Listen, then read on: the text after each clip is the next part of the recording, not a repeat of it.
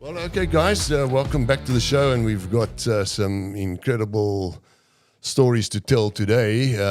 We've got Alex Stoos here. Welcome, Alex. Thank you for having me. And Leon Bosman, of course, who knows a hell of a lot more about what goes on in Alex's workshop than what I do. But I'm going to start plugging into the actual nuts and bolts of what you actually do. No pun intended.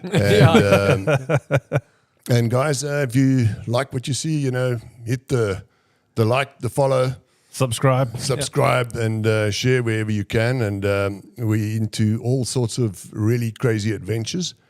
And what's also going to happen today, unbeknown to Alex, is that he's also going to be doing the hot lap, which is compulsory for everybody that's on the show. Okay, fantastic. Yes. And because of all your bike experience, you should have a lot of We're going to see how hand-eye that coordination. translates. Well, I don't know if this is going to work, help my career or destroy my career, because when it comes to racing cars, I'm not the greatest. No, but you know what? It's all to do with hand-eye coordination. I mean, we've had that on the show quite a bit now, actually, Peter. I mean, Mikey flying helicopters, you flying planes, you riding motorcycles very well for many years.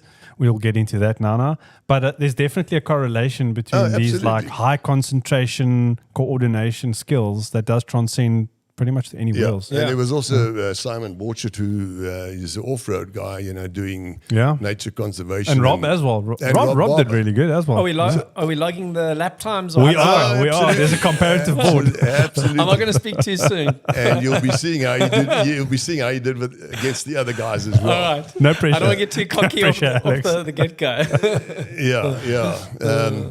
But Alex, if you can introduce yourself. Alternatively, Leon can introduce him because, you guys know a lot about each other. Yeah, exactly. Well, Alex, I mean, you and I have been chatting about this moment for many years. I mean, we've got our own little sideline thing where we kind of catch up on stuff. 100%, yeah. But this we've actually been planning for many, many years in the making. So we're finally here. And we've got a lot of stuff to cover and a lot to talk about. Probably won't get to everything just not yet. Enough time. Exactly. But for those who don't know, Alex is not a South African world class. He's an international world class motorcycle. I'm not going to call it a builder because it's a craftsman. It's an art. Yeah, I guess I guess craftsman is more accurate. I don't just assemble. I design, manufacture, bleed, sweat. You just bled this afternoon. You just cut your hand on that machine. It's not too bad, but it could maybe do one or two stitches, but it's part of the craft. Exactly. So I'm Alex Stoos, owner and founder of Stoos Customs, and we design and manufacture custom motorcycles that's not only looks good but functional and a lot of fun to ride. But I mean, let's rewind a little bit because I mean, you and I know each other for a couple of years now, and I know it didn't start with motorcycles. It started. You started that like I would call it like a two-wheel, but it wasn't really on wheels because you were into the jet skis. Yes, before. I used to race as well. Yeah, I used to race boats, and then it formulated into jet skis, and then I became fairly good at freestyle jet skiing. Yeah. I think that's where I got my bravery from, trying to flip jet skis upside down. Yeah. And then just working with machinery. I grew up on a farm. Actually, where it all started was I got my first bike at I think 4 years old. Mm-hmm. My old man got me a three-wheeler, those Honda 70s, which were absolute death trap. Wow. And that's when I started tinkering and working on my own stuff and realized, anything with a motor, it was for me. And then it evolved into a two-wheeler dirt bike, a KX65, and then racing boats and then jet skis. And my one mate that I raced with, he was telling me about a school overseas called MMI. And I didn't think that being a technician was an actual job option. Like a career path. I just, and it wasn't about being like the glorification of it. I just enjoyed, you get something that doesn't work. It's someone else's trash. Yeah. And you actually fix it, you bring it back to life, and it just comes alive. And that was so rewarding to me. And then I found out that you could actually do this as a career path. And, watching the GP, there's actually potential of becoming fairly successful at it. Yeah. And then I immigrated to America, where I studied at MMI for Honda, Harley Davidson, and that's where it started. Yeah. And you also made some interesting friendships, which we'll come back to in a little while as well. Because I've got one of those like really dope moments, But I'll get to that. We'll get to that in a little while. But and then the journey, obviously. You've been tinkering with motorcycles. You then eventually decided, okay, this is it. You want to do your own thing. Well, it was. How did that kind of eventually come about? Well, I've always been creative. So, I've always excelled at designing, and, other parts of school wasn't my forte. But I did well in the creative side of things. Yeah. And I watched Discovery, and I saw there was a show called Biker Build-Off, and I was like, damn, so now you can actually create, you always think everything's manufactured by machinery. Yeah. And there they showed you guys creating stuff by hand, like Indian Larry, old Russell Mitchell. And anyway, I carried on with my education in the States, and I wasn't ready to come back to South Africa, or I didn't want to. Yeah. And one of my mates was good friends with Russell Mitchell that owns XL Cycles. And I was fortunate enough to fly over to California and get an apprenticeship with Russell. Oh, that's amazing. And that's where my passion for custom motorcycle and fabrication began. And I was fortunate to see and meet some wild people while I lived in North Hollywood. Yeah. And then they said, sorry, sir, your visa's expired. You have got to leave the country. And I tried everything to stay, but it was a blessing because I got to come back to South Africa and start Stoos Customs. That's where it all started. Yeah, 13 years ago. Jeez, already. Yeah. Man, that's crazy. And now we're here. But starting with the small beginnings, you had the workshop started. And we'll get to where Alex is now, which is, and I must say, as a mate, we've become good mates over the years. And watching this guy grow this brand and his passion for what he puts into those motorcycles, man, it's unreal. Actually, I would actually encourage everybody. You don't have to even be like a gearhead or a petrol head to just go to the workshop and just make an appointment and just see what this guy creates. It's unreal. Actually, and it's world class. We're going to get onto some of the motorcycles that you've built. Obviously, the XXX. Yeah. That was like the start of it. Like, I would say when things like, okay, you're now on the international stage with a really amazing motorcycle. Yeah. When it started, we started getting leverage when you shot was it the R18 or the R90? Oh yeah, and when we shot it at the beach, yeah. And then it featured in Pipeburn. Yeah. And then slowly but surely it started tinkering away. But I think the big international leap was when I got invited for the second time overseas. Well, to the handball show. Yeah. From Alan from Revival Cycles, where he saw my bike and he was like, you need to come out to Texas and display your bike. Bring your bike in. And I think that's when it slowly but surely started getting momentum. I'll say 3 years ago. That's insane. When it started actually. But it's like, you would think, and what was the response like locally? Because I know in the local building market, it's a very controversial scene at the moment, and it has been for many years. You're too expensive. When you say controversial, are you meaning that it's a little bit behind times, or the workmanship's not that great, or the design? I just think not enough of the true builders get the recognition locally that they deserve. And I say that because 100%. I've seen Alex build some amazing motorcycles. I'm not just saying it because he's my mate, but this guy's talented, right? And a lot of those motorcycles would go into shows, and I would be like, not being biased, but damn, I know what's going on to that motorcycle. And you can go to his motorcycles with like a magnifying glass. There's not a scratch out of place. There's not a polish mark out of. Everything is 100%. And I would hands down say, that's the best bike here. And then you would see bikes that win, and it's like, well, that doesn't make sense. Like, that's that's a world-class motorcycle. But then that motorcycle goes overseas to the States and gets recognition in a world-class stage. So my point is, why wouldn't that bike get that kind of recognition and fame in South Africa, but overseas people are loving it? And that's kind of my point. Yeah, and, that's kind of my point, We have the same problem with race cars, there's some guys that build incredible race cars here, and they don't get the recognition for it. But having said that, there's very few people in this country that can build a decent race car. And I must say the same applies to custom bikes. Yes. You know, there's a lot of crap out there, for the want of a better word. I mean, you see these, you know, from far it looks great.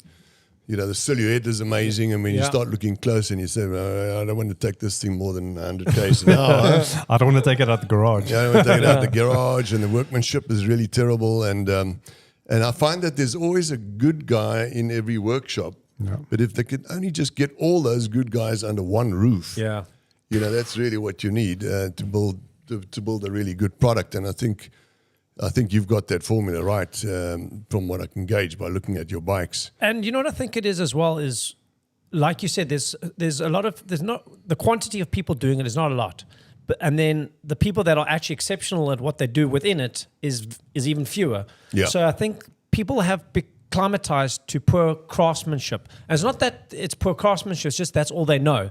And you know, it's hard if someone creates something but they've never seen better. How do they know that exactly it's not good? I was fortunate and blessed to start off with the best of the best. Yeah. So anything less won't do. So a guy might there in his garage taught himself how to weld, taught himself how to make a bracket. He did his best he can, and to him it's exceptionally good because there's no one else doing it. So the levels that they had to aspire towards, or compare or compare to wasn't accessible. You didn't have YouTube, you didn't have Instagram, you didn't have all these channels to teach you how to do it. Yeah. I was just fortunate enough where, you know, I started off at the best of the best, and you know, you were just fortunate to be in the door. If you did anything that was less than perfect, you were out. You're out, baby. And I'm grateful for that because it helped me to be so pedantic when I build a bike and maybe overcritical at certain points. But I think that's why we don't. It's not that they don't have a passion or they don't have the skills. Is they just had nothing to compare it to. Up till now. Yeah, although there are some sketchy oaks that are just doing sketchy things, but I wonder why that is, because you know it's not just like you say, it's not just in the motorcycle scene. I mean, you see it in the racing scene. I've seen it in some of the car scenes. I mean, let's take an example: your Camel Trophy Tribute Porsche, right? Yeah. Those guys are building amazing projects. You know, Safari Project's doing some great stuff. Yeah, and it's world class. Exactly, and it's been compared to world class. Exactly bikes. now, but That's amazing. locally, you know, it's almost like they're more well known outside of the African borders than they are within. You know, how many people that I've said, oh, they see this car and they think, oh, is that like a rally car? Like, no, that's a Safari project. And you start rattling off all these things. and where are they based? Pretoria. Yeah, Pretoria. Yeah, that's incredible. Lekker behind the Vleisversagie iron curtain there. Behind He's the got a Boerewors beautiful curtain. property out there with a bunch of Porsches that he's converting, old Porsches that he's converting to these. But you know, he's done his homework properly. Yeah. In fact, you know, I mean, when I came back from the States in 2017 or 2018, Johan de Bruyn and myself got together, and we both had this aspiration to build an amazing off-road 911. But overseas, they predominantly were using old classic Porsches. Yeah. Which, as you know, are damn expensive. Yeah. It's just going up in value. Yeah.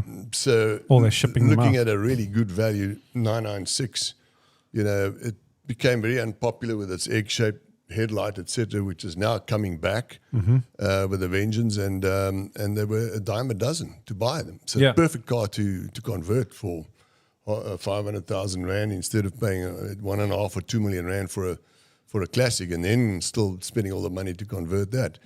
And that's.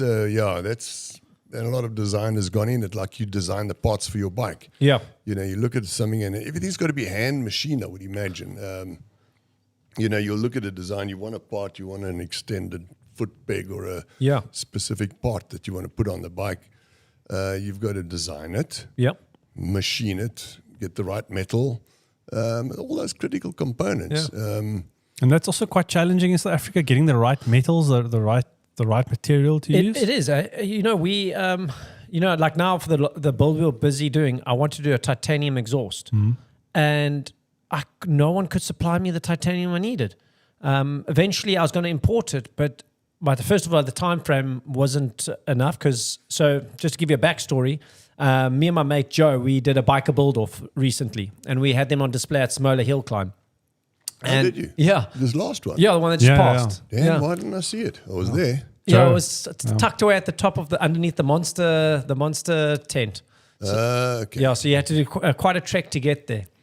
So we did a biker build-off. The rules were it had to be an old 1981 shovel, and they had to have carbon wheels. Those are the only rules.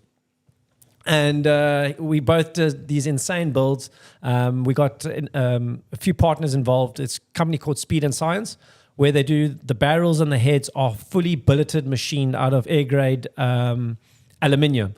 And anyway, I don't know where I was going with the story. Oh, the titanium. Yeah, the titanium. So everything I wanted just had to be full spec. You know, had Olin suspension, carbon wheels, BSTs.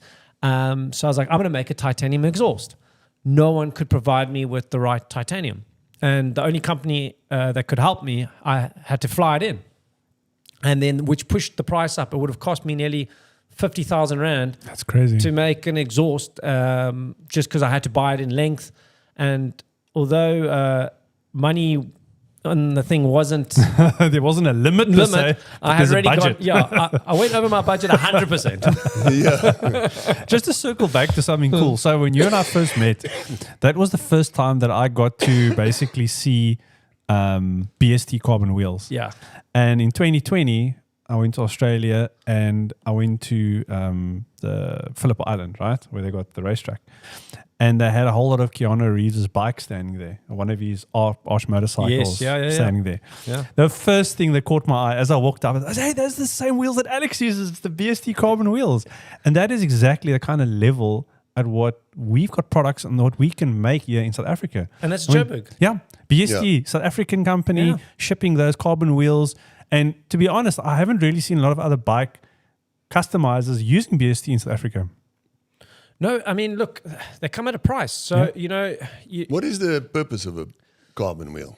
So the wheel is 3 kilos versus... The full wheel is 3 kilograms versus like your normal Harley wheel, which is probably about 20 kilograms.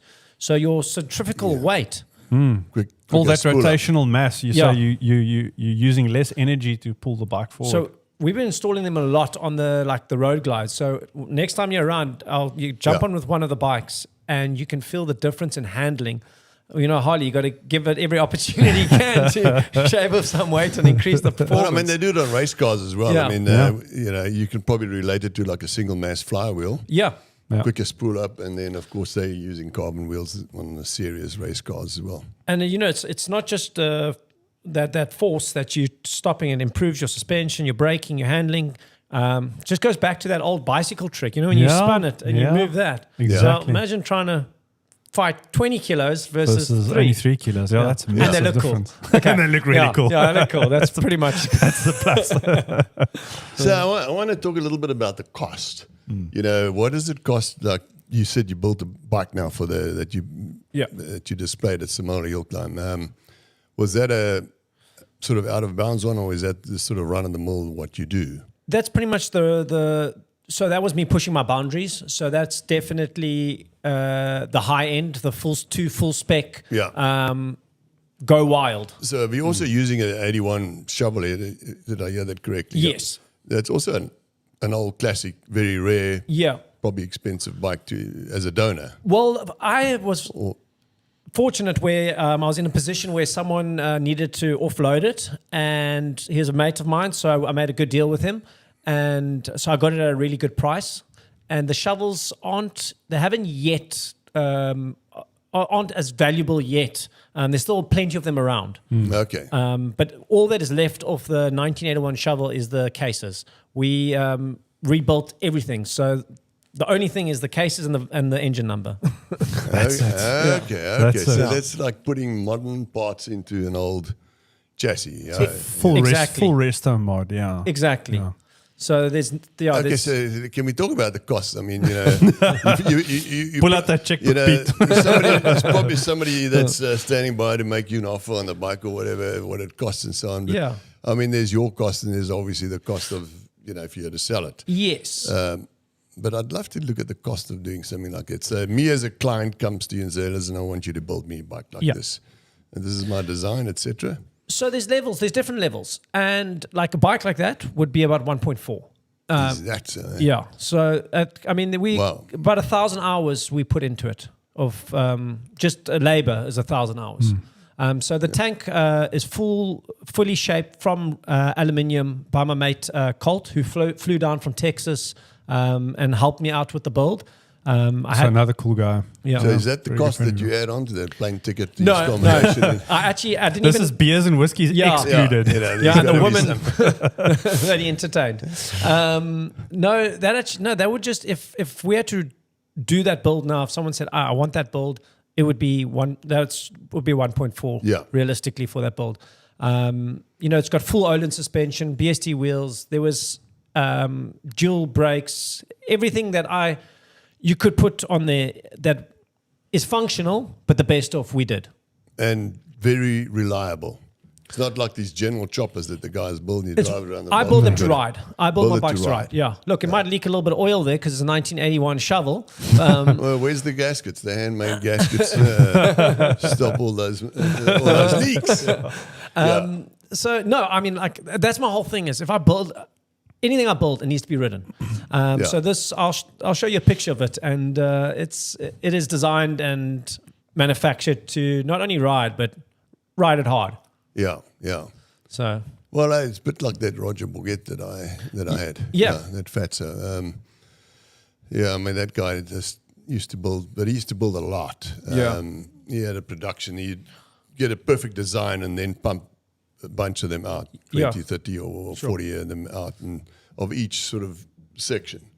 But everything is handcrafted on that bike, and it's built to ride. Yeah. I mean, that thing used to go and takes a bit of handling to you got to wield it a little bit first. 300 back wheel, which a good mate of mine, Peter Van der Spuy, now owns that bike. That's been all around the world with me, and I think if you got it, it's like having a good watch. You want to take it with you everywhere. It needs to tell a story. It becomes a museum piece at some 100%, stage. You can put it in your lounge. I mean, that thing of mine used to stand there. It was a showpiece of note. And I can imagine that bike being also a showpiece, and you can ride it. It's fully functional. 100%. Functionable. And I think that's it, is like, I wouldn't buy it as your only mode of transportation as if you had only one motorcycle, because at the end of the day, it's like buying a supercar. Yeah, it's a full custom. There's still we design everything. We don't have time to put 1,000 hours in R&D on a certain product. So there might be certain things that come across that you could improve with the next build. So you don't charge for the school fees.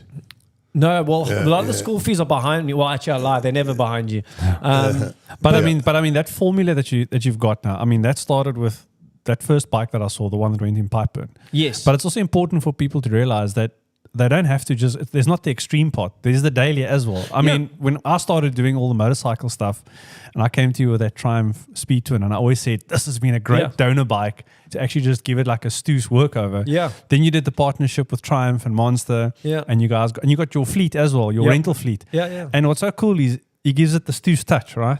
So it's a bit of blackout, maybe an exhaust, maybe he changes a few things on the motorcycle. So even if you go and buy a brand new motorcycle off the showroom floor, or you've got a second-hand, R9T or a Triumph, whatever it is, you take it to Stoos and let him give it you a little bit of, you've been pimped, you've been stoosed, and give it that touch. And I think that's the thing. It's the approachable side, because your passion doesn't just lie, obviously, on the custom side. It's your kind of signature. It's your look. Yeah. And I think all your bikes, I mean, I've been following your designs now for years, and it's definitely like this pattern of that's the Stoos look. And that's a great thing to have. I think it's quite cool, because one of my good mates, Shane, he actually owns one of my bikes, and he lives in Portugal now. And he phoned me up. I didn't know he was in town.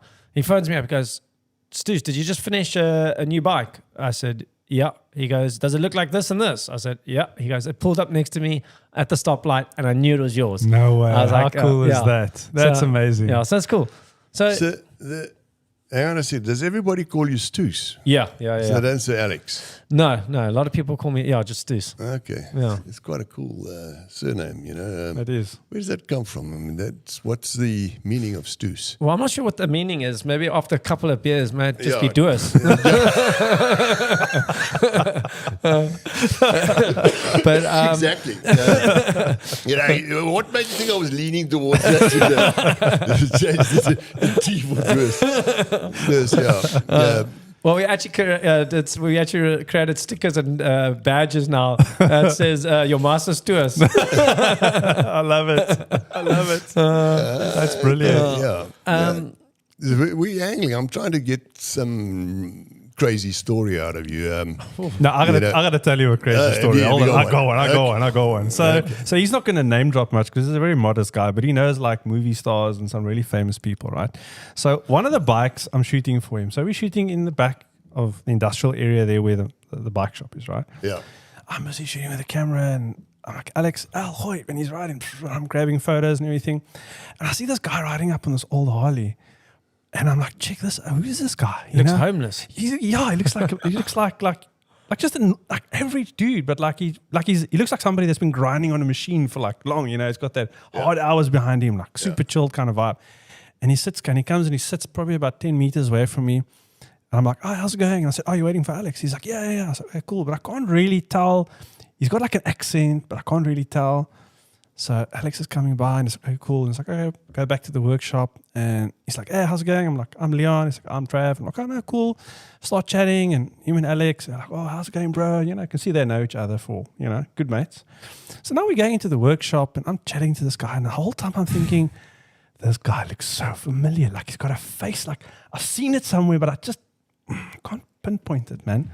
So Alex is up and down in the shop and we're sitting on the workshop floor and we're mopping up oil and we're moving Alex's bikes around because we're just having a good old chat.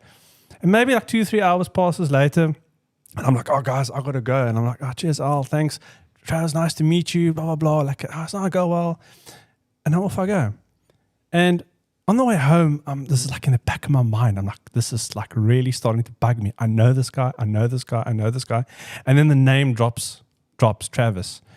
Travis from Vikings, like the main star from Vikings. Seriously. And he was sitting having such a... I'm asking him like, oh, where are you from? And he's like, oh, from Australia. And I'm like, oh, okay, I was in Australia not so long ago. Great place. Really enjoyed it. We're in Australia.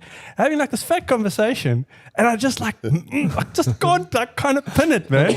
And this is one of his best mates. He was your neighbor. He literally lived across the road here when he was shooting Raised by Wolves. Oh, really? Yeah, just like, I don't know, I think it was maybe 3 years ago or 4 years ago. So, yeah, he was, as you come in, they had the spot just across the way here. So he was your neighbor for a bit. And such a down-to-earth guy, like really cool to chat with. You know, good stories, and you know you can see that friendship. You know, but it's an interesting story how you guys met, right? I mean, you used to share accommodation, or how did you guys originally meet? So a good mate of mine who actually got me the job at Excel, Reg. They were neighbors, so they know each other. Excel, where's that? Excel Cycles in California. Okay, and he knew Travis from when he ran all the clubs in Hollywood, and then when Travis said, "I'm coming down to Cape Town," he's like, "Well, book the house next door to mine and you stay there." And that's when me and him just kicked it off. I didn't know who he was. We were just getting drunk and drinking beers. And I was like, who's this homeless man you're entertaining? And then, so does he look like a bit of a homeless guy? No, he dresses down like totally. Like maybe a bit like Magnus Walker. Exactly, like that classic kind of classic style. Okay, yeah. But now he's doing the beer and all that other stuff. Good oak, lives motorcycles, loves to drink beer. That's all you need, really. Yeah. Is there anything else, really? Yeah. So I got a little story now that you spoke about, not knowing about it. So I was up in Ohio. Yeah. And visiting a mate there. We had some flying stuff going on there. And so I walked, there's a big Harley shop there.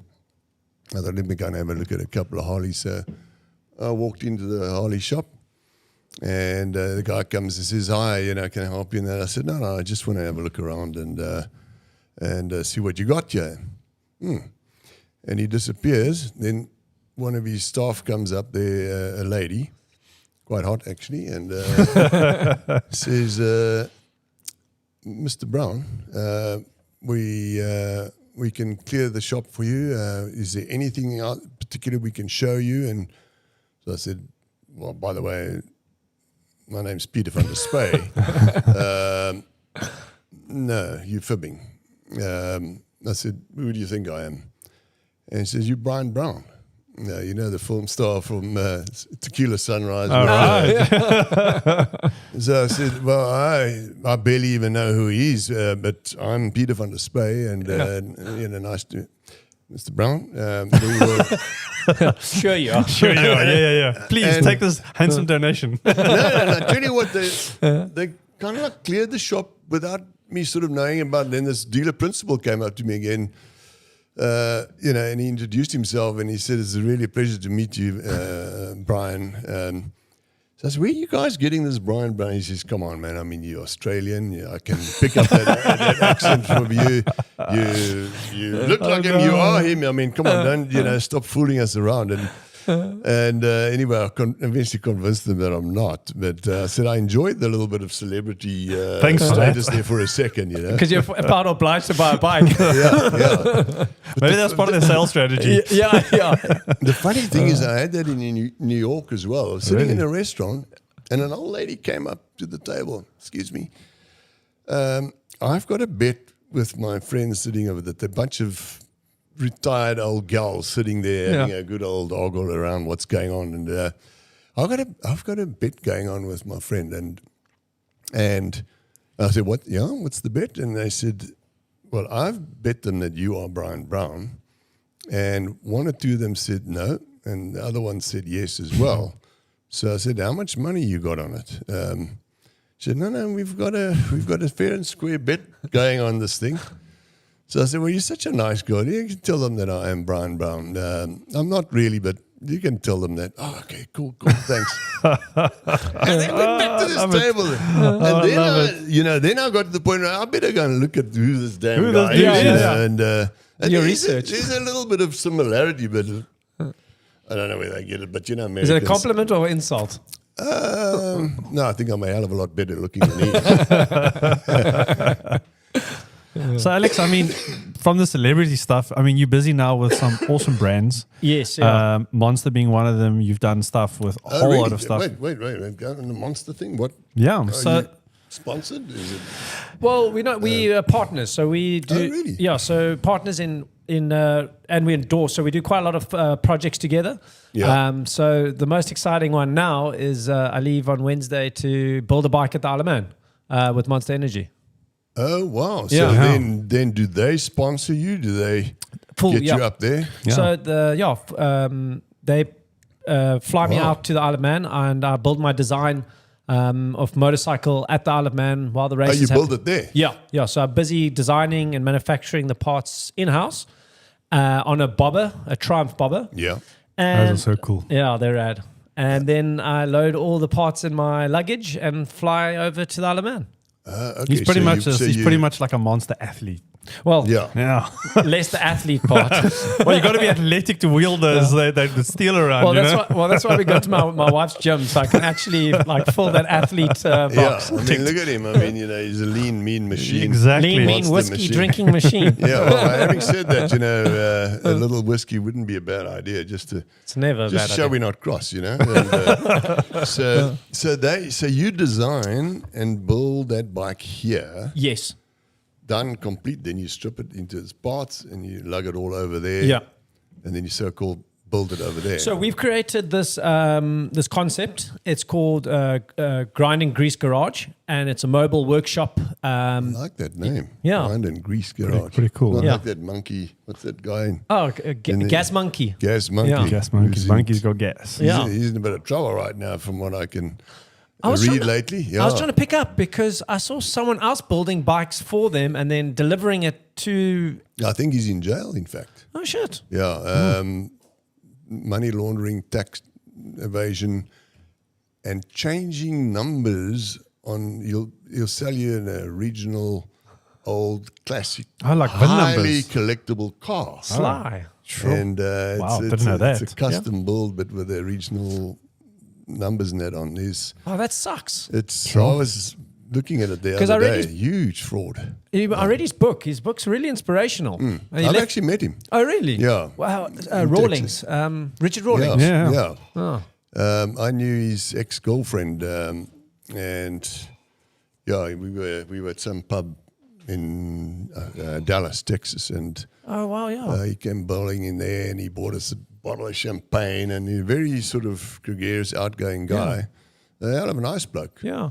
But when I read all this stuff on the internet, all these international people, Wow, that's international crazy. Yeah. TV stars. I mean, he was basically a TV star in Yeah, a huge exactly. show. Well, I think that's what it. I read his book about that. How many times he pitched it to DSTV. It was like 12 times they recorded the show, and on the 12th time it kicked off. Oh, really? Yeah. Okay, yeah. So sorry. Unreal. Yeah, no. So Greece, what? What?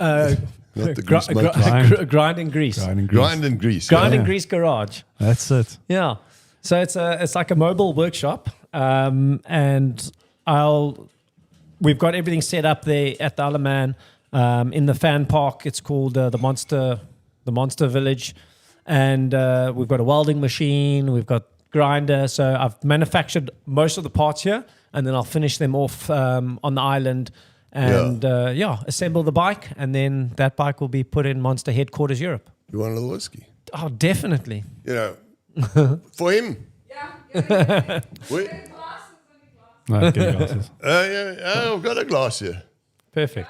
Yeah, I've got a Shivers glass here, man. No, I'm fine, thanks. He's my designated driver. I'm a designated driver.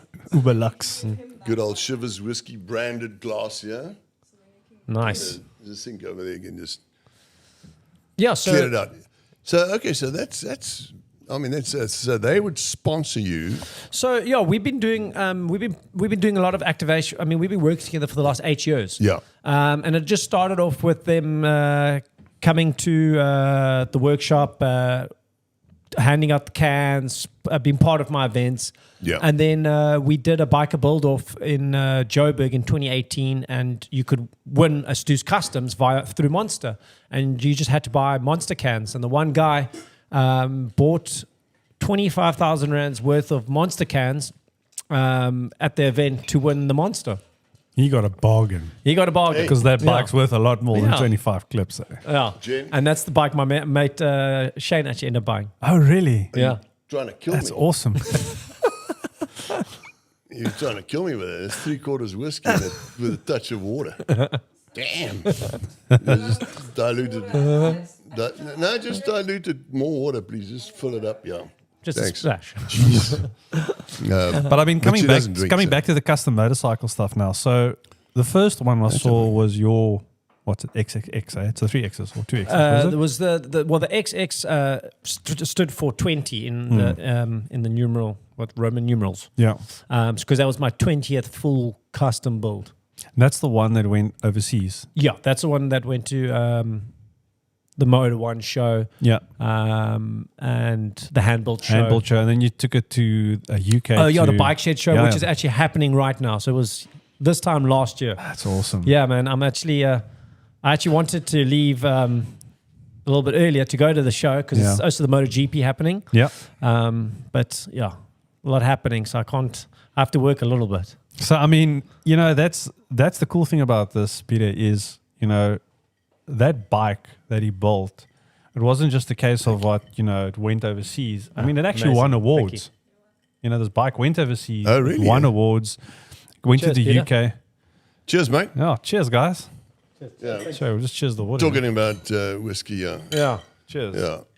When are you going to get some of your coffee going? Yeah, I need to. We actually need to get the espresso machine down here, I think. Yeah, we can start making coffee on the show. Easy, I can put it over there. Yeah, I think we absolutely. should And if it's do too that. early, we just have a little whiskey and coffee. Exactly. You got a bit of both worlds. You know, for those guys who don't know, he has just launched a new brand of coffee Oh, thank you very much. called Kaap, That's it. which is basically Cape. I Cape, would yeah. imagine. Afrikaans for Cape. Cape, So and, everything that's it's bloody delicious. I'm already using it flat out. Thanks for the donation. And my pleasure.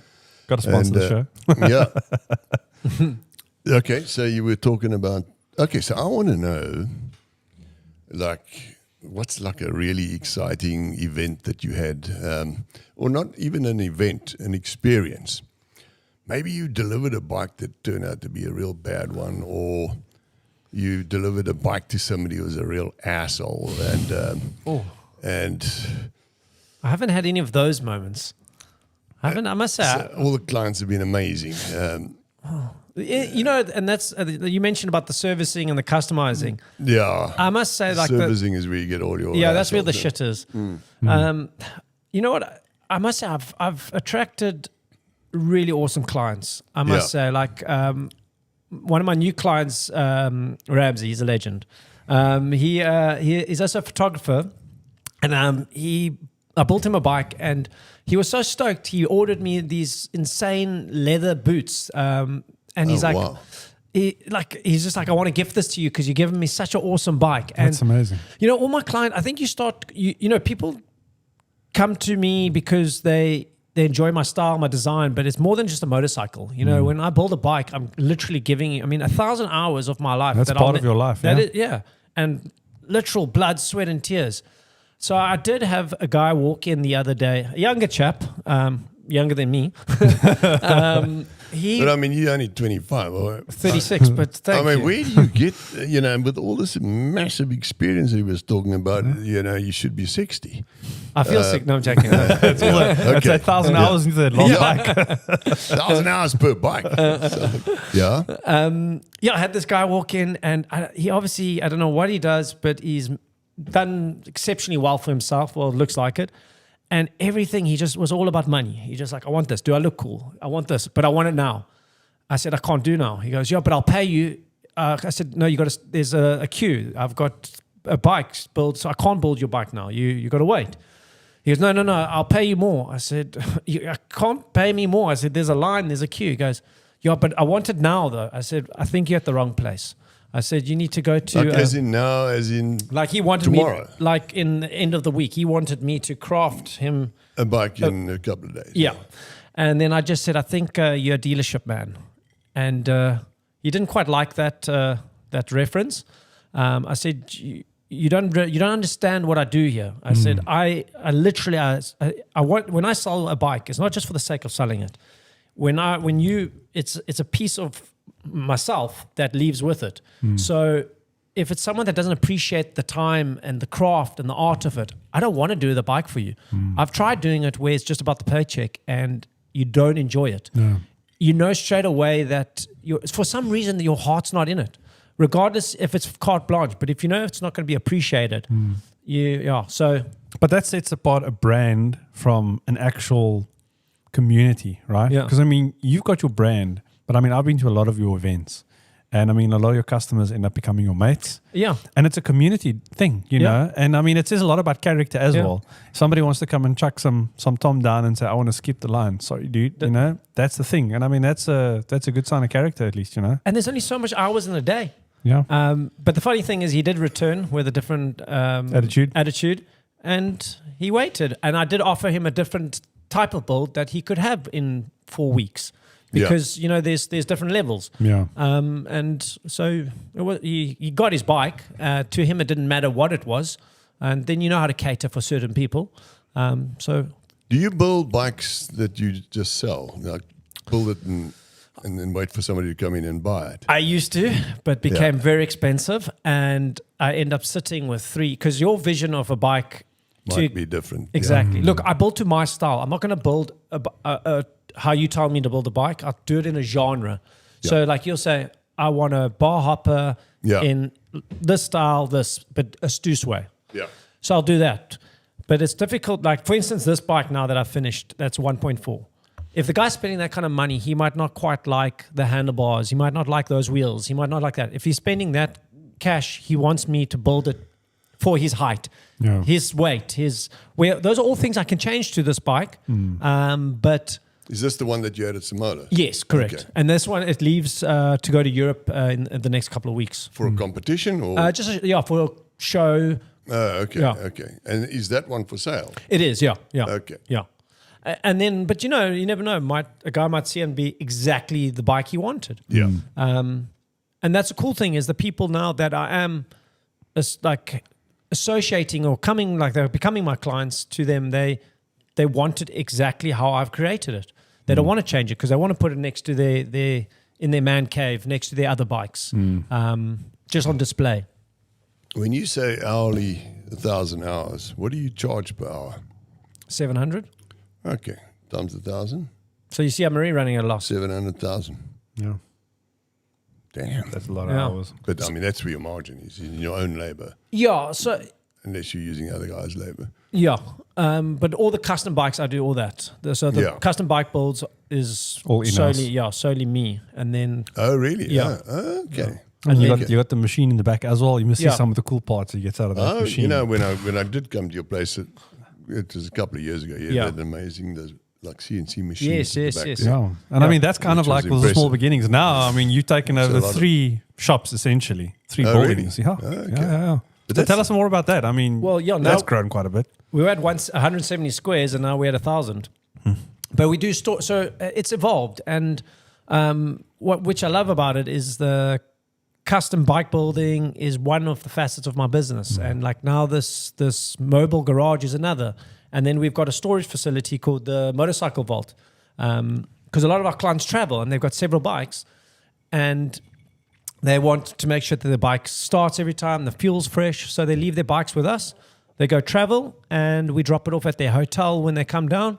They can ride it for as long as they want. We collect it and then store it again. It's amazing. Oh, that's interesting. Yeah. But like car storage, you know? I mean, supercar storage. Yeah. So it's like the archive just for motorcycles. Yeah. And you've got a full functioning workshop with fully qualified technicians. And we can design and manufacture anything else you need. So just that alone is quite cool because they store the bikes with us and they're like, well, you may as well customize while it. it's there. Yeah, exactly. While you got it. But you guys have got some amazing motorcycles there. I mean, there's some proper museum pieces that guys own. Yeah, they are. I mean, we had a 1930s Indian there for a bit. I remember that. It was a beautiful motorcycle. Yeah. Right? Jeez. So yeah, we're very fortunate. Very rare. Very rare. And that's what's so cool about the coffee shop is, you know, you can sit there, have coffee, and then there's that glass window. Yes, you can see them all through. Yeah. That's amazing. So yeah, it's great. And the future? What's the future look like? I mean, besides jet setting, I mean, you've got a lot of events going on. The rest of this year, I mean, you've got to like schedule your life now. Yeah, I mean, this year I think next year is I'm waiting for. So it's quite exciting because so we did this concept in South Africa and it worked quite well. And then now we're taking Isle of Man to see how that works in Europe. Yeah. And once it's a success, then they've got several other events they would like to do this at throughout Europe. So I think next year could be potentially quite a crazy one. So then that'll be like a couple of motoring events. That's going to be awesome. I'm trying to think of that bike's name that a couple of the movie stars have got. Very special bike that was owned. I think Tom Cruise has got one. If you'd say the name, I'll know what it is. Very, very. I was trying to look on your website to see if I could see a similar type of build, but very. How can I put it? It's all like brushed aluminium. Damn, the name's on the tip of my tongue. Confederate. Confederate. Yeah, exactly. We've had a Confederate at the shop as well. There's there's only 2 in South Africa. Now, I thought I passed Croslin Webb the other day, and it looked like there was one standing in the door. Is that a Confederate? Is that one? Yeah, that's one of the original Confederates when they just started rolling off the ground. And now they've actually been rebought over, and they're called combat motorcycles. It does look very combat-y like. It does. It's such a cool-looking bike. Oh, they are rad. They're just a raw chunk, like brutalness. They're really cool motorcycles. To ride it is another story. So is it a bad ride? In other words, not as good as yours. Well, no, I'm not saying. Confederate. I mean, they cost a fortune, if I remember. Yeah, correctly. I mean, back then they started at $50,000. Now I think they're about $70,000-$80,000. Okay, for a brand new one. Brand new one, yeah. But I would like to ride an arch motorcycle. That should be quite cool. Keanu Reeves. What? Oh, yeah. He's got his own motorcycle brand. Yeah. Oh, really? Yeah. So when I lived in LA, I used to, and I was moving back to South Africa. God Hollinger, who's his business partner in it, owned, I think it was LA Choppers, and I used to buy all my old parts from God. Oh wow! And when I went back to LA, I said, you're not allowed into the Arch motorcycle, the manufacturing place.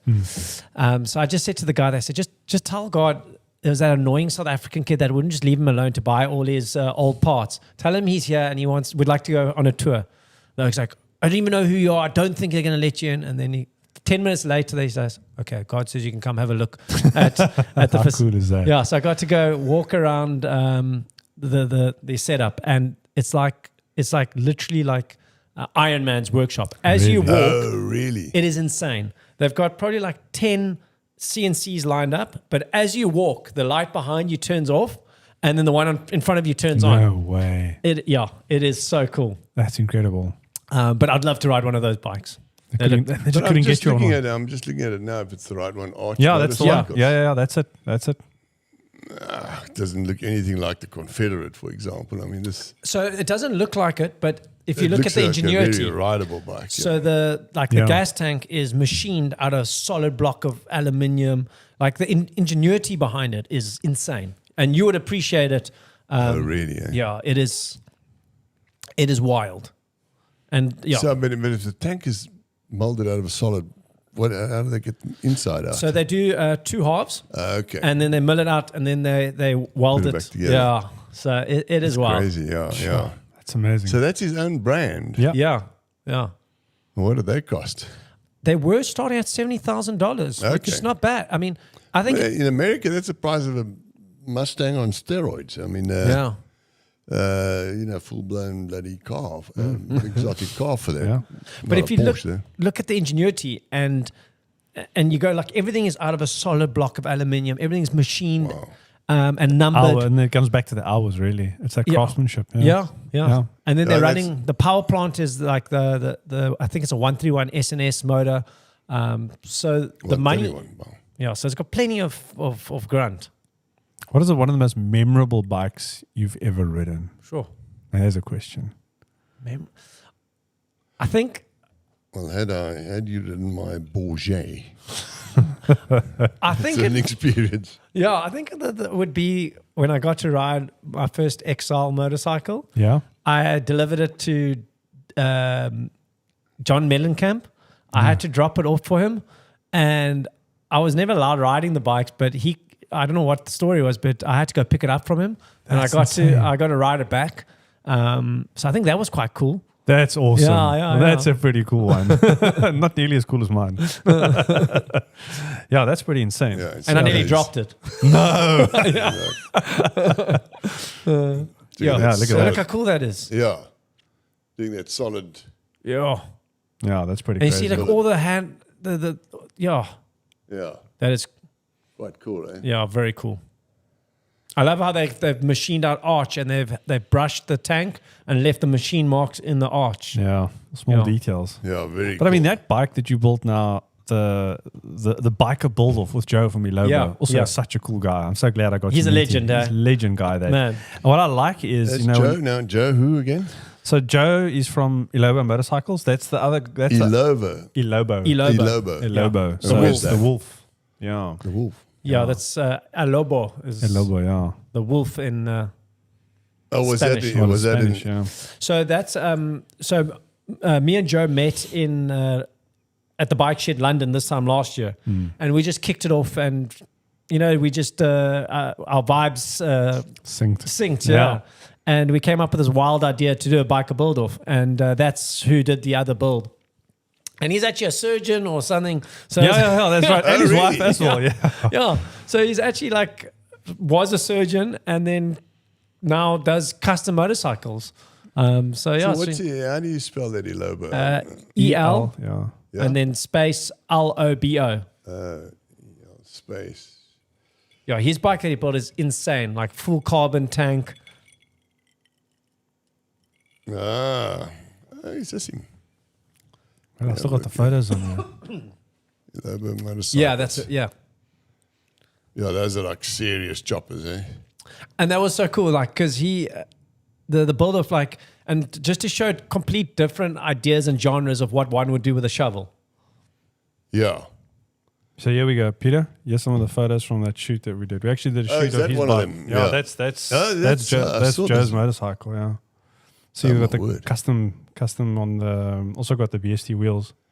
But now it's interesting to see how the difference is. I mean, look, there's Alex's bike that he built. Yeah. I mean, that thing looks like a jet fighter as well. Look at that rear tail. Yeah. Like a sort But of cafe racing both type. exactly the same like base motorcycle, but two completely different looks. Yeah. Yeah. Yeah, Yeah. amazing. Yeah. Yeah. Those are the carbon wheels. Yeah. Those are the carbon wheels, yeah. And now Okay. with the forged carbon. Yeah. That forged Forged carbon. carbon. Yeah, look at Well, they his. call it forged carbon. So he's got like a speckle on the rim. But it's actually like chopped carbon put as a like display. And it's like all It's laid not, on. it's not actual forged. Yeah. Yeah. Well, I mean, this has been an experience of note. You know, I always knew about you, but I didn't know that you were that spectacularly famous. Yeah. And we got a famous guy right here in ingenuity Cape in your Town. design, and then right here on our doorstep. And we have a lot of serious guys, you know, on our doorstep here in South Africa. And I mean, you are basically proudly South African now. 100%. Yeah. How long have you been here now? Well, I mean, I was born and raised in South Africa. Oh, really? Yeah. Okay. And then- But German background, right? Well, my dad's French, and then my stepmom's German. So I've been brought into like a European family, but I was born Cape Town and then left when I was 18 and then came back when I was 22, 23. So did you only have 3 years? No, 4 years, Five, yeah, just over 4 5. years in the States. Yeah, gaining all that experience. And, Yeah. That's amazing. That's absolutely incredible. I mean, the products that you're putting out here is just something else. I've been like scanning the internet there, and I need to get back to your workshop because the last time I was we there need was to a do couple of you years need to do a ago. proper workshop visit. Yeah. Yeah. I think we can record that as well. Let's get that on for the guys. We need to. Yeah, absolutely. We'll Yeah. do one. Yeah. Come for a We'll coffee and yeah. then come check out the We'll do a vault. little round, a little tour on that. Yeah, absolutely. Yeah. We'll do a part 2. Yeah. You know, go and To be continued. come see The your amount shop. of talent we have in South Africa is insane. Like I don't know, it's just so cool that I'm meeting people that you never even heard of. Like now, Yeah. you're saying now the guy with the Porsche. Yeah. I mean, I think when South Africans do stuff, we just do it proper. Yeah. And yeah, all the like the small little workshops I'm finding that are tucked away, and you Yeah. hear who their clients are. It's not even Yeah. for the South African market. Yeah. Yeah. So yeah, it really makes me proud to be South African and to show the world, like, you know, just What this- you can do, yeah. Yeah, with small little South Africa. It might be a little speck on the southern Yeah, tip fit of into Africa. Texas, but look what we can do. We're pretty So powerful. is your order book pretty full at the moment? Well, I've yeah, it's a fair amount. I'm I've just got- thinking yeah, that, you not know, like- we can push you a couple of more bikes, guys. Anybody out there wants the custom bike built, Yeah. you know where to go. Stoos Customs. Stoos Customs, And that's the only one. yeah, he's pretty much available. He can build your bike in the next couple of months. But you need to Not get onto the tomorrow. waiting list. Yeah. Get your Not name tomorrow. down. Get Yeah, on the yeah, list. yeah. If you're not on the list, you're not going to get one. Yeah. You got to get on the list. So what do you think? Have we covered all the ground? Is there anything else that you'd like to Well, we need put to out see, there? we need to see how quick he's going to be on the ultimate test. Ah, Now now. this test is meant to forge men. I should have done this before the whiskey. The whiskey Actually, was there to loosen you up a little bit. I mean, racing boats, racing jet skis. I mean, we doing haven't even touched on. aerobatics We haven't on even. jet We haven't skis. even. I probably touched should have on left that so- out because now Scramblers, extremely creative. You know, these are all the talents or the Top tier. the input that you need to have very good hand-eye coordination. Mm. I mean, especially from a creative point of view. Like, he's working with his hands. He's Yeah. turning out all these amazing parts. Yeah. You know, I'm sort of referring to myself now in a little way too, you know, done all these little sports and having this amazing creative brain. It gives you an automatic, you know, when I started racing, the guys said to me, I'll never forget, I always wanted to race, but I never knew, you know, it's like you love to be a pilot, but how the hell do you get into it? You know, Yeah, how do you start? Where do you start? Until somebody came up to me and said, you need to be on a racetrack. You know, when I was doing these Porsche Club hill climbs and events and stuff, Andre Besaidnet, I'm talking about specifically. And I said, yeah, right, where do you even start? He said, I've got a race car, get to Johannesburg and I'll teach you. And then, anyway, I went up there and did a couple of lessons with him. And it was terrifying to drive a car with normal tires and then going around the same track with slicks. Yeah. It's like your mind can't get around the grip. I thought it'd be going to crash on every corner. Andre, geez, take it easy. Yeah. No, you'll be amazing. He's just changing anyway. So then he started going along, and he said to me, "Are you sure you haven't raced before?" No, I haven't. He said, "I don't know. There's just something here that's, you're getting it. Yeah, you got it. Not well, but I would say better than the average." Yeah. And eventually we started talking after a good couple of lessons and that. And Pete said, "What do you do, for a living, et cetera, et cetera?" And I said, "Well, I'm a, Gulfstream jet pilot, and we run around the world." And he said, "That's it, There's the connection. there's the connection." He just said, because, we train on simulators every year, twice a year, in Savannah, Georgia, in the Gulfstream factory at Flight Safety. And then, but flying it's exactly micro it's all about inputs. that. Yeah, it's all hand-eye coordination. And if you've got a creative brain behind you as well, you like to connect all the engineering side of things, because engineering and creativity is the hand in hand, going to one. 100%. Yeah. I remember I went to do an aptitude test at CSR, the Council for Scientific and Industrial Research. The Afrikaans version is VNNR. It's a parastatal thing, but they do all the R&D for the industry in South Africa, and they do all the patents. But the interesting thing is you go and do an aptitude test there, because when I left school, I didn't know what I wanted to do. I was in a technical school, and my dad said, go and do an aptitude test, my son, and then see what they tell you to do. Anyway, I go and do this thing. I spent 2 days there, and they everything from building puzzles to maths to IQ, and they really grind you. It's not like this 1 hour test that you can do it. Anyway, so now you go for a debrief. And the guy says, the highest level on your aptitude is art. Now, I was in a technical school, had never done a drawing in my life. And I'm thinking, now I'm going to sit on the street corner and do portraits for passerbys. This is just not going to happen. And I thought, that's like, I thought that's like really, How's that going to happen? I said, what's the next level? He said, numericals, math, science, engineering. I said, hold on a second. You guys have screwed this test up properly. How the hell do you relate the two? Yeah. And apparently they are properly related. I mean, with the engineering background, with the math, science, and all that, with creativity, it's a serious bond. Yeah. And that's when I went on and studied engineering. And Interesting. And then got So into flying. you did engineering afterwards. first, and then got that's incredible. Yeah. I was doing chemical engineering and design, and we did I did a lot of R&D. In combustion and cryogenic engineering was my speciality, and but started flying on the side, as PPL once I could afford it. Yeah.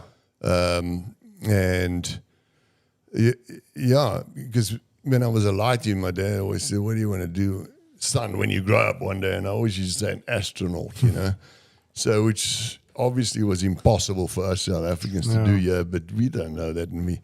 So I always wanted to just get my little private pilot's license. But when I did eventually do my pilot's license, I felt so stupid, with the PPL, and then I said, okay, do an instrument rating and the night rating, and I just need to tack on another subject or two, then I'll have my commercial license. And I said, well, what's the benefit of that? Well, you can start charging for your flying, Yeah. Anyway, I did that, and then So I had my full commercial license while I was still doing a normal day job. Yeah. And then a mate just popped out of the woodwork and said, "Do you want to fly my aircraft?" Which was a King Air, which I had I needed some serious experience and conversions. I said, "I can't fly it. I need a type rating, and it's going to cost a lot. I'll sponsor it." What? And I thought, well, I always wanted to travel, and I thought, this is my break, you know. I can, so I did it. I just resigned instantly. And I remember the guy, when I went to resign, he said, I said, "I'd like to resign." He said, "You can't," because I had what are they called? These clauses where you're not allowed to work. No, restraint of trade. The restraint of trade thing.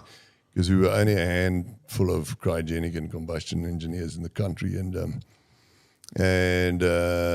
I said, well, and that was using liquid nitrogen and liquid oxygen, the two applications that I was using. And he said, "You're not allowed to do this." "Look, I'm going to stay in the air business." "No, you're not allowed to." And he blew his gasket. "Not allowed to, it's anything to do with gas. You're not allowed to do, a bit of a nitrogen and oxygen mixture. I'm going to hang into that business." He was really angry. And I said, "No, I'm going to go and fly aeroplanes." "What? You know how long it takes to get a conversion to do an airplane and a license and all that?" I said, "Yeah, no, I've done it all already, I did all this flying part-time, behind the scenes. That's how I got into it." But getting back to that hand-eye coordination, creative edge, maths, they have such a close relationship in your brain, because you've got basically your left and your right brain working flat out in sync, although your creative brain will be the dominating one. Depending on what you're doing. Yeah, because when you sit now and you engineer a part for your bike, for example, I mean, you almost eyeball it because there's this matrix of maths going on in your brain. That's actually wild, eh? And you just do it. All the ones and zeros running in the back of your head. It is quite wild, though, that your brain starts acclimatizing to seeing such precision. Like I was machining. We had to change a few designs for the bike, and I was machining something, and I was like, "Oh, that looks pretty much spot on." And then I pull out the vern, measure it. I'm like, "Whoa!" Get the micrometer. Obviously, my eyes aren't that good, but it's just amazing how you just cool. I'm gonna do this kind of guess in a way, and then you actually pretty darn close, pretty on point. Yeah. Because for you that change might look massive, but for somebody who doesn't know, they're like, "Dude, I can hardly see the difference." You can see half a mil, or exactly. Where most, I don't know. I mean, half most a mil people wouldn't is a notice lot. that. You see, in our game, half a mil is a lot. Yeah, when somebody else looks at it, they're like, "I can hardly see the difference." And you're like, "I can't." He's like, "Well, I can."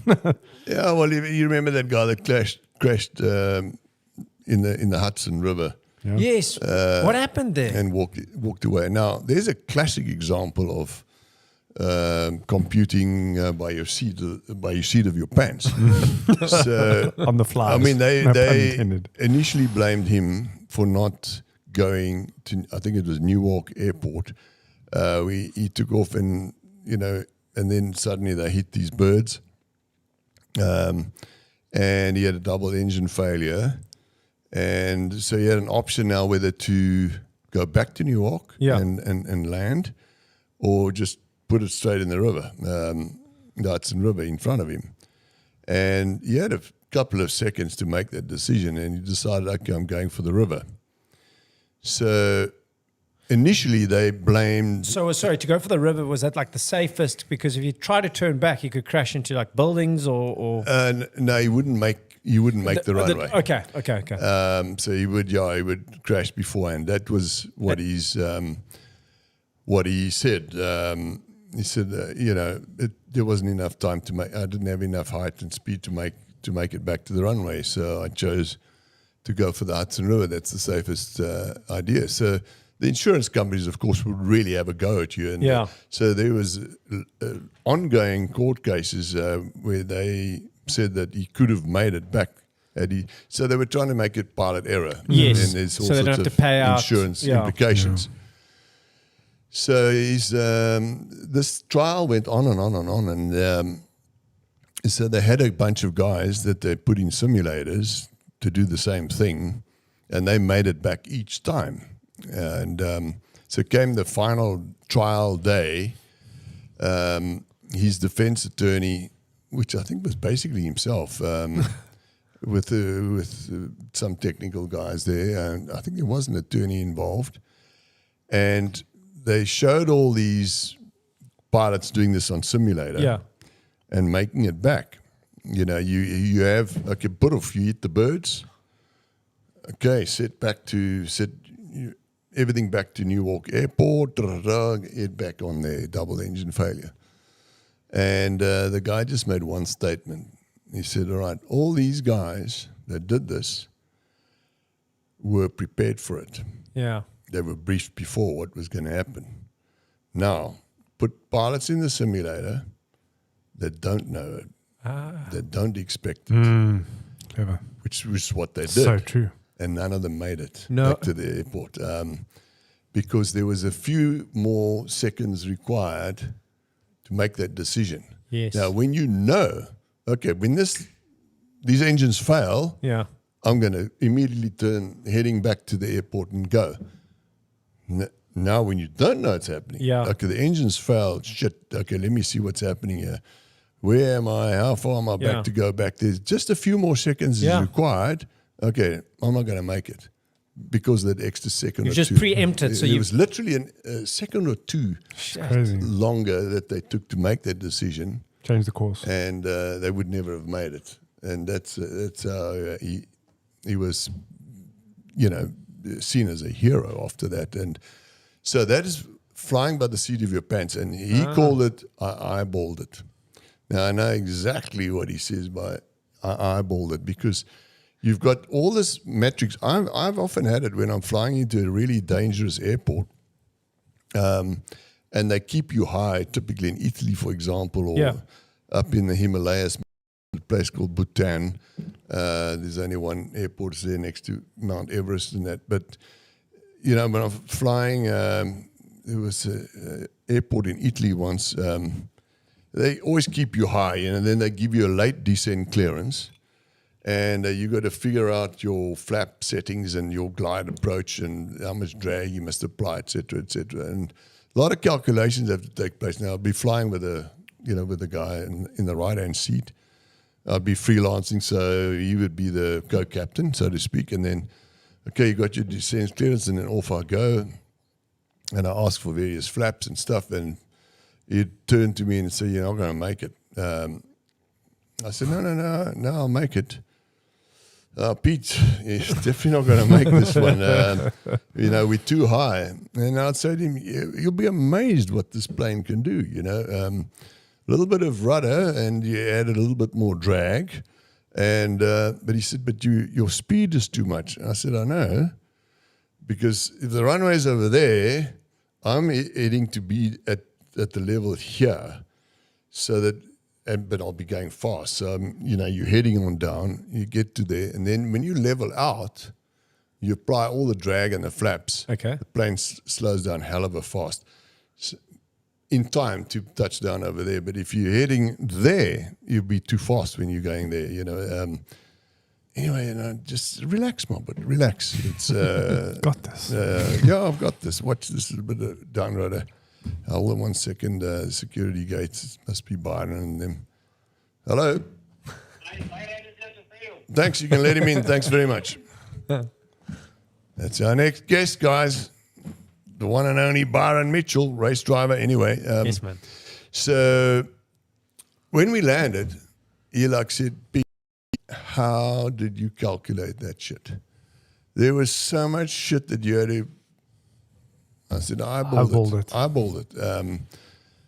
And I don't even know, and you will probably vouch for that. We don't even know how the shit we do it. Yeah. It's just your instinct, in a sense, because what you've been training your brain to do for I don't know how long. It just automatically takes over. And sometimes, I think It computes shit. It's part of those If I had to go and 10,000 do it hours. Right? mathematically, it'd be a string of formulas here, and sin, cos, and tan, and all that bloody geometry shit. What is the most hair-raising situation you've been in with flying?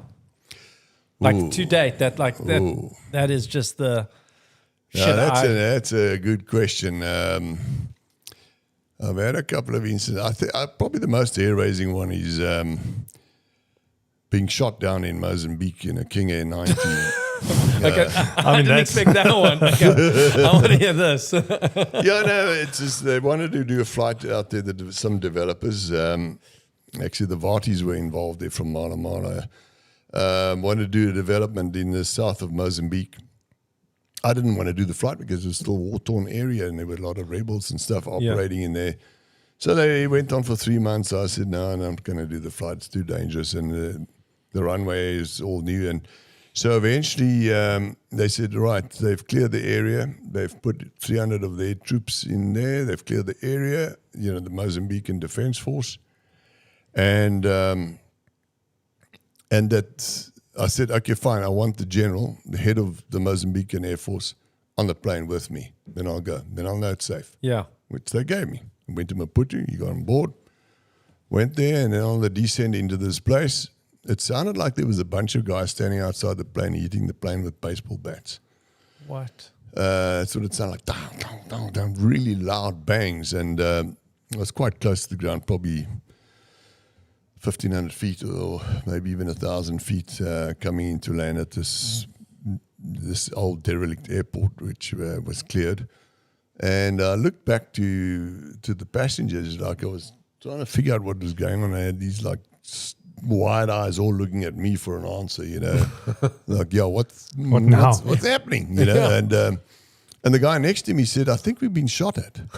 And when he said that, it made immediate sense. And my emergency panel started lighting up, and I just did a bank to the left, went down to probably 20, 30 feet above sea level, straight for the sea. Yeah.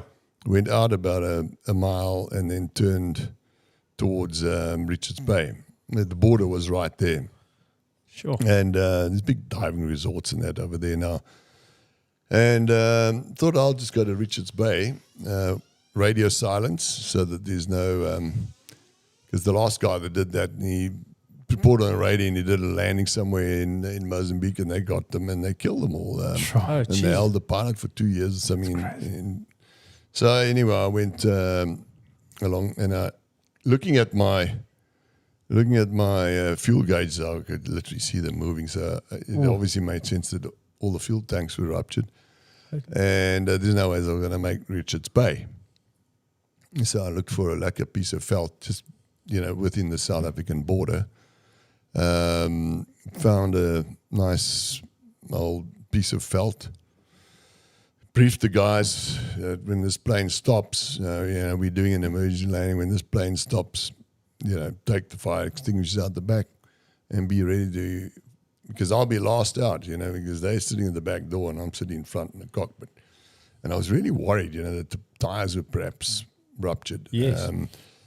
In which case, I think we were going to do a cartwheel if that was the case, because the undercarriage would dig in. Yeah. Anyway, it didn't. Boom, boom, boom. And as soon as it stopped, I sort of looked back to tell the guys bailed. They were all out the plane already. There was nobody there. They left the captain with the ship. They left. That plane was still mobile. And but they were standing outside with the fire extinguishers anyway. Shut everything down and got out the plane. Told that general guy, I said the border's about 8 miles from here. Leave now. Don't even talk to me. Yeah. Don't even make any excuses, because this is as close as I've ever come to dying. And just head on out there, please. There are maybe a few lines between here and there, but you can just navigate. You'll figure it out. He had a brigadier with him, I think. And they were even on their radios. It turned out at the end of the day it was an assassination attempt on him by his own people. Oh, my word. So actually was a disfavor to have the oak in your plane. Exactly. Oh, my word. So that was very hairy. I mean, it was a long story to get out of there and that sort of stuff. But yeah, crazy. And then when guys overload the plane, Yeah. and you go out, so a flight to Okavango Delta once, and the plane was overloaded, and they didn't tell me. I get the weight and balance, all's good. Going out there just past Harderwurst, put down from Lanseria, the one engine stops, I turn around. They were all asleep by then. They'd obviously had a hard day. And so now I'm cruising back, and I'm asking for vectors back to Lanseria, but I'm seeing that this thing's not maintaining its glide angle that it should be, under full power with one engine. Okay, sorry, can you not pick it up when you take off the runway if they've overloaded really? You can a little bit because your runway is a bit longer than anticipated. Yeah. But actually not. It's the single engine performance that comes into play. Okay. Now you've got one engine, so now suddenly this thing can't maintain altitude. Yeah. And but I did make it. The runway, if I had to land on the active runway, which was 06, I wouldn't have made it. That was the one in use, but I asked for straight in approach on the runway 24 to make it. Anyway. So I landed, and the first thing I said, unpack that baggage, because this plane couldn't maintain altitude. And the guy had stuffed 2 generators in underneath the baggage. He snuck it in there. Crazy. So you can get all sorts of Wow. shit. Anyway. Talk about risking your life. Yeah, literally. Yeah. But anyway, so, yeah, we have experiences. I mean, but getting back to your situation, I think we need to see what this. We need to see what his experience is going to put on there. Bikes, scramblers, jet skis, racing boats, and I've definitely oversold got to have a good hand-eye coordination. Some say you can build a great bike. So we put you in a standard. It's the same for everybody. Okay. It's the car's got a setup, same temperature on the day. It's a race car, so you'll have slicks. The track is, you'll see the track. We give the same track to everybody. I don't announce it on here because then the next guy that comes will They're going to practice. It goes back to that pilot thing. Test. Yeah. Exactly. He knows what to expect. Yeah. You won't know what the car and the track combination is. Let me see if I make one lap before spinning out. But no, but I'll give you roughly 10 warm-up laps to do. Okay. With some coaching. Okay, there we go. Yeah. With the training line as well. Okay.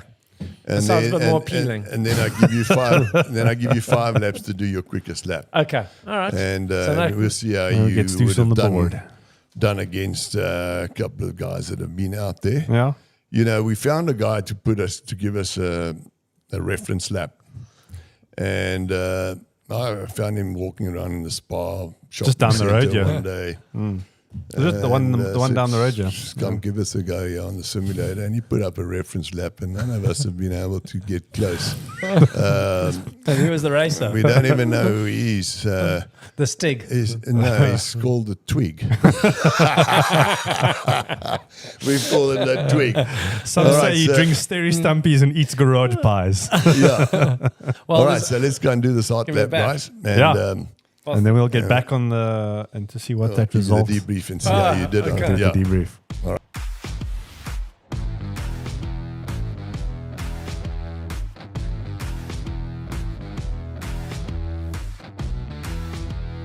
Now, as you just make it a bit smoother. Okay. There we go. 3rd gear, flat.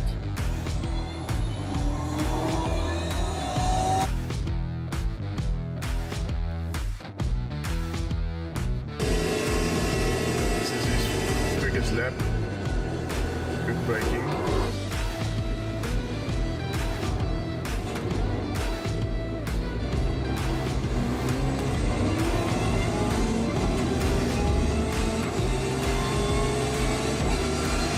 And then I can cut to the other perspective.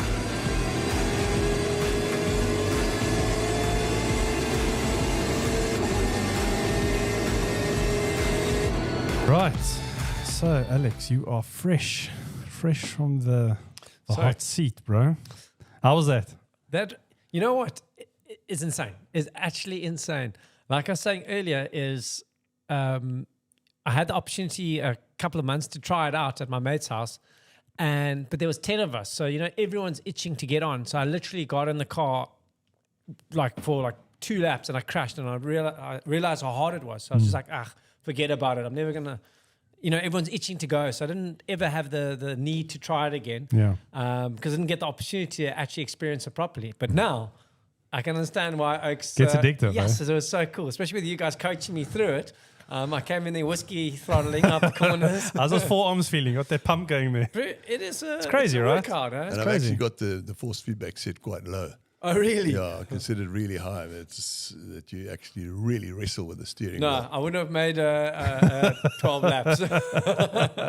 So is this? So we considered you hooked now. I can see It's a Alex lot of going fun, home. eh? Alex is going to go home and he's going to go like, okay, what's Yeah, the price you've of a rig? raced all these other items, boats, Yeah. jet skis. This I'll and do a that. deal with the next Oak. Maybe you can throw in a simulator. You I'll know? take knock off a bit of a price. Exactly. Yeah. Any simulator sponsors out there? You know? Yeah. I've actually got a really nice race car that I want to sell now. The one that we just won the endurance series with. It's such an easy car to drive, but we'll get to that at another point. For those who want to buy a really good aero car that came third in the South African Endurance Series in 2023, the car's up for sale. Just DM me directly and you might get an incredible deal. Why do I want to sell it? Well, I'm trying to retire from racing. It's just Done with this now. yeah, I've done so much risky shit in my life, and I'm still Risky here business. today. Yeah. And I'm sort of thinking, maybe I should give it. I want to arrive and drive now. I mean, when you don't own a car, you arrive and drive. You rent a car. You just pitch. Everything's set up for you. You pay a certain amount of money, and then the owner of the car lets you loose on it. That sounds way more less stressful. And, Yeah. But then you get hooked, and then you buy your own race car, and then you got fall your in own the black maintenance hole. team, because your advantage is you've got maintenance guys, and that's where all the money is. Yeah. But it's expensive to work on your own shit, eh? It's always, Yeah, but it's always. use You your own can't guys, cost use that your own stuff. guys. You Yeah, can't yeah, cost yeah. that stuff. Eh? So how did you feel that you actually? I know in the beginning, because it's obviously alien. But you got into the groove very quickly, I must say. He was sliding a few corners. I was impressed. Yeah, Really that's- getting the tail out there. But that's actually not impressive, because the more you slide, the more time you bleed Yeah, off. no, Yeah, that's it's true, that's slower. true. But I mean, And, look, to control something like that on the games, Yeah. even the simulators, it's tough. It tough. is. It's tough. It's not easy. It's like in the Well real done. car. Yeah. It really is. When you talk to pro drivers like Byron Mitchell, he will do the same time on a simulator as what he does in the real car on the real track. Jeez, that's ridiculous. So it shows you how realistic it is. Yeah. But so how do you think you did? Oof. I don't know. Like, I was getting a bit cheeky and at the beginning, but I think once I got my groove, I felt pretty good. Give me a little bit longer on there. I think I Knock off a could few maybe seconds. maybe compete with someone. Yeah.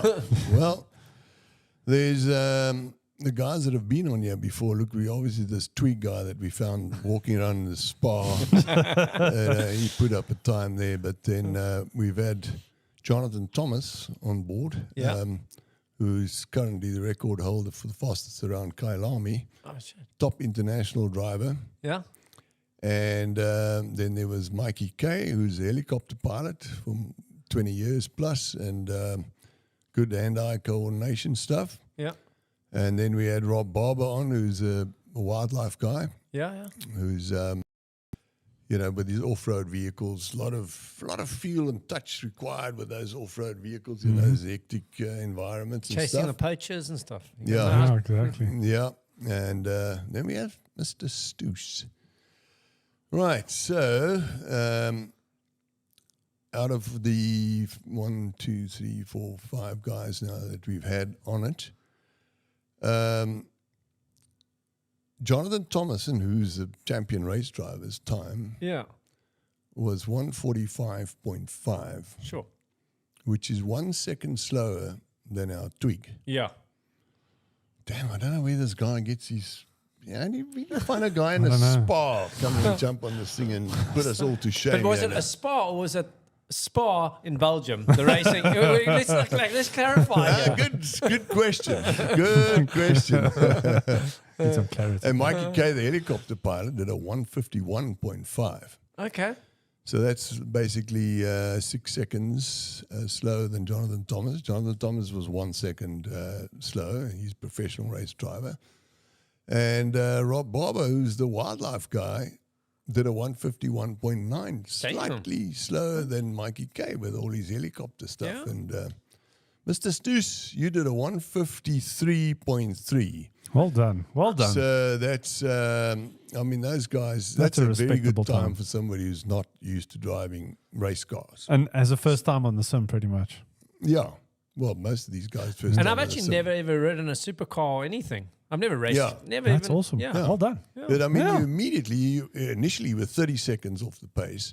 Yeah, the And, first thing was you start getting the feel of the traction and the sliding and driving a car smoothly. But well done. I think that's still very good. Good that's, job, that's man. Only, Good job. That's what, 8 seconds, 44, 54. That's 9 seconds off the twig. But he And, lives on it's another 8 planet. seconds Yeah, off yeah. a professional race driver on a track that's a long track. yeah. Well done, and I think that's thanks. bloody Well done. marvelous. And Yeah. hope to see you soon again one of these Oh, days. I'm gonna have to You're come welcome. beat that. Yeah, you're gonna have to come back. Yeah. Actually, once you're back from your adventures, I think we need to get you back in that seat, and you need to give us a bit of feedback on Yeah. how it went. eh? We'll Yeah, consolidate absolutely. what happened. Definitely. And I need you on there too. I've got a few little questions on your gear ratios there, which you say is quicker. Well, I would go second rather than third. yes. Keep it in the rev range. Yes, so that's quicker. All right. We'll see how that coaching changed there. Alex's approach there a We're little going to bit. put that to the test. Yeah. Yeah. Awesome. But that was excellent. Loved Yeah. the interview. And, Good one. Yeah, thanks, Stoos guys. Customs motorbike builders extraordinaire. I mean, what a pleasure it is to chat to somebody like yourself and to see the talent and the workmanship that is available in South Africa. It's really proudly South African. And Yeah, exactly. Leon, thanks for co-hosting here with me today. Yeah, it was fun. You Got a lot more really to go. heavily involved with that. And Yeah, no, it was great having Alex here and Yeah. telling his story, man. And yeah, thank you guys. I mean, it's awesome to just hang out and chat with you guys and spread the information. And yeah. put it out there. Yeah. Send. We'll put you on as a collaborator on our shorts, and let's get some likes and some Follows. subscriptions, Yeah. follows, Yeah. Get that going. and get this thing going. No, thanks to Okay. everyone who's supporting the channel. Yes. Appreciate it. Outstanding. Awesome. Thanks, Alex. guys. Cheers, bro. Yeah, bye.